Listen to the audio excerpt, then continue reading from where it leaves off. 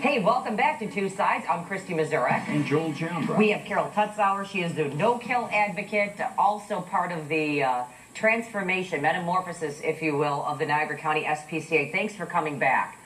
We had a great response in hearing the transformation of what's going on in Niagara County, and people just wanted updates, you know, more of the logistics, because how do you take a shelter that was accused and reported to have euthanized healthy animals, and you break that whole public perception now that it's turned over a new leaf?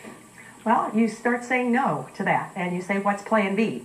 And once you take killing off the table, it's amazing how really creative that humans can be and find solutions. So that's what we're doing, working with everybody at Niagara SPCA. Area rescue groups are also partnering in that, and we're very excited about the progress there. Hey, Carol, have we seen an increase in donations since things have been cleaned up, no pun intended, if you will, at the Niagara County SPCA? Are people now beginning to become more active in their donations? I think that's starting to turn around, but I think people are still uncertain. It does have a very long past history, and they did stop donations, and I think people need to get back in the habit of donating. It's very important for the shelter to have that. It's very important for the community to support it. Again, that's why you're back, because I guess tell our viewers, obviously the most drastic change is not killing animals that were healthy. That's the first thing.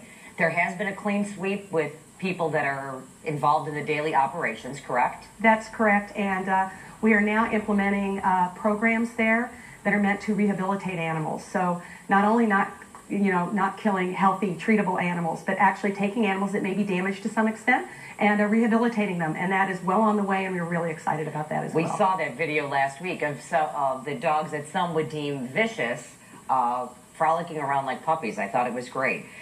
Another thing, and this is a gentleman who is doing a documentary.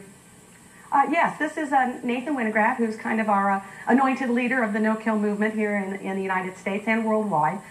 He essentially came from San Francisco, where they had great success, and he is going to be issuing a full-feature documentary in next year to honor Henry Berg, the founder of the movement's 200th birthday. Let's take a listen. Oh, okay. Well, we won't take a listen. Why? Can you tell us about the documentary and actually what it entails? Yes, it goes back to the roots of the humane movement in the United States. Henry Berg originally wanted to save animals, but not long after he was in the ground and dead, the very Society for the Prevention of Cruelty to Animals that he founded went to the dark side and took up animal control contracts, where they became the leading killer of dogs in New York City.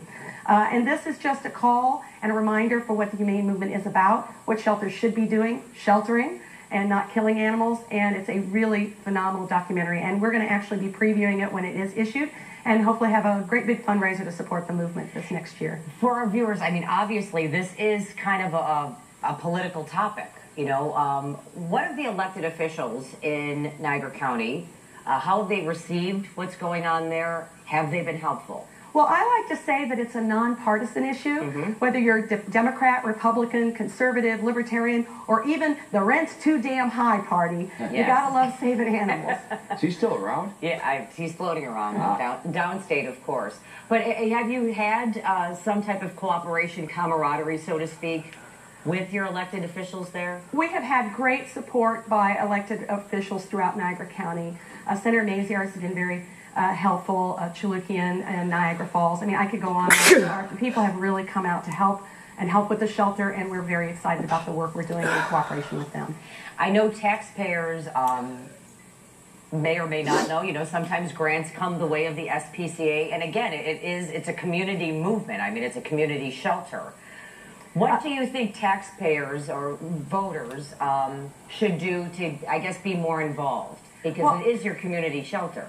It is, and the community does need to support it, and actual no-kill sheltering can actually save money, certainly in the long run. But they do need to be looking for candidates who are no-kill friendly, and candidates who are going to be innovative and creative about the programs that they put in place to save animals' lives. What you said it would save money. How so? Basically, it does cost money to kill animals. It costs money to go around and enforce pet limit laws. It costs money to take animals into a shelter. And if you can be more progressive about the way in which you do it with proactive redemptions in the field and working with people to license and microchip their animals, you can save a lot of money in the long run. But you have to put those programs in place, and you do have to work within the communities. When you talk about licensing or breeders licensing, it becomes kind of a foggy, murky topic. Do you have a stance on that?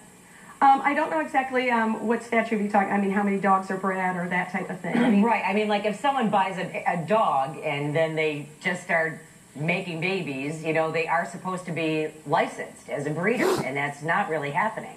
Well, breeders, there are some restrictions if they're just breeding in the home and they're showing dogs and that type of thing. But certainly pet dealers are regulated by the state, and there are requirements there. Unfortunately, there's very little oversight or enforcement of those laws, and unfortunately, too many dogs are really raised in very poor conditions and essentially puppy mill kinds of operations.